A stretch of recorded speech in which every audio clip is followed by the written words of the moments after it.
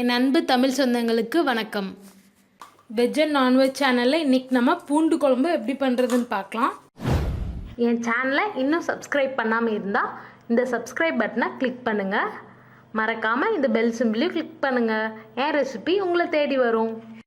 இதில் நான் லெமன் அளவுக்கு புளி எடுத்திருக்கேன். இதை நம்ம தண்ணி ஊற்றி சோக் பண்ணி வச்சிடலாம். பேன் வச்சு அதில் 4 டேபிள் ஸ்பூன் அளவுக்கு நல்லெண்ணெய் ஆட் பண்ணியிருக்கேன். எண்ணெய் காஞ்சதும் கடுகு சேர்த்துடலாம். கடுகு பொரிஞ்சிருச்சு. இப்போ நம்ம 1/4 டீஸ்பூன் அளவுக்கு வெந்தயம் சேர்த்துடலாம். வெந்தயம் நல்லா வடிச்சிருச்சு.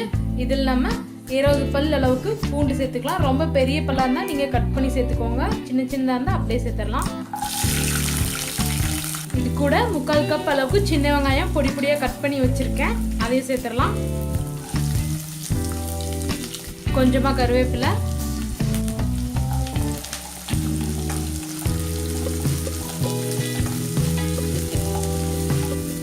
இதுக்கு சின்ன வெங்காயம் தான் போடணும். அப்போ தான் டேஸ்ட்டாக இருக்கும். நம்ம எந்த அளவுக்கு சின்ன வெங்காயம் போடுறோமோ அந்தளவுக்கு டேஸ்ட்டாக இருக்கும்.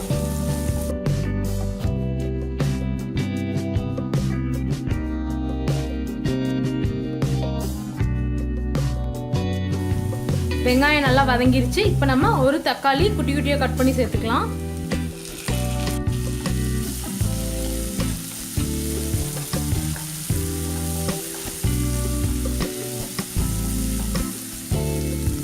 தக்காளி நல்லா வதங்கிடுச்சு. இப்போ மசாலா சேர்த்துடலாம்.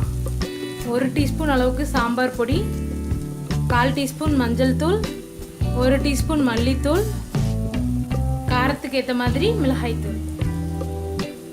இது எல்லாத்தையும் ஒரு தடவை மிக்ஸ் பண்ணிடலாம். நல்லா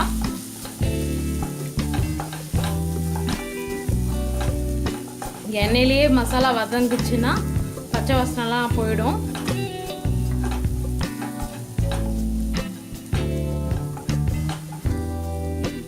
இப்போ புளி கரைசல் சேர்த்துடலாம். நம்ம எடுத்து ஊற வச்சிருந்தோம் இல்லையா, அந்த புளியை தேவையான அளவுக்கு தண்ணி ஊற்றி கரைச்சி வச்சுருக்கேன். அதை சேர்த்துடலாம்.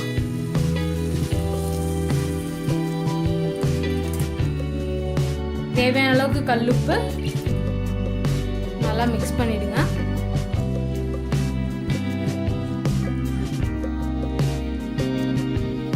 இது நல்லா கொதி வரட்டும். அது வரைக்கும் ஒரு லிட் போட்டு மூடி வச்சிடலாம். குழம்பு நல்லா கொதிச்சிருச்சு.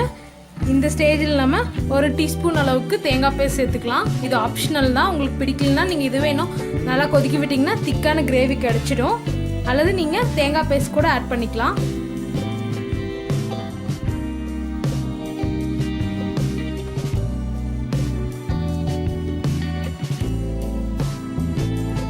சிம்ல ஒரு 3 நிமிஷம் இருக்கட்டும். 3 நிமிஷம் ஆயிடுச்சு. இது கூட 1/4 டீஸ்பூன் அளவுக்கு வெந்தய பொடி சேர்த்துடலாம்.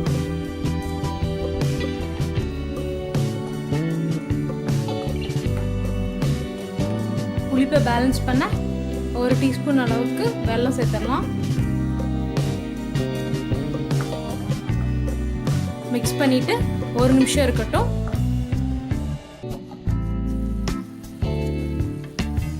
பாருங்க, எண்ணெயெல்லாம் நல்லா பிரிஞ்சு வந்துருச்சு. இந்த ஸ்டேஜில் நம்ம ஆஃப் பண்ணிடலாம்.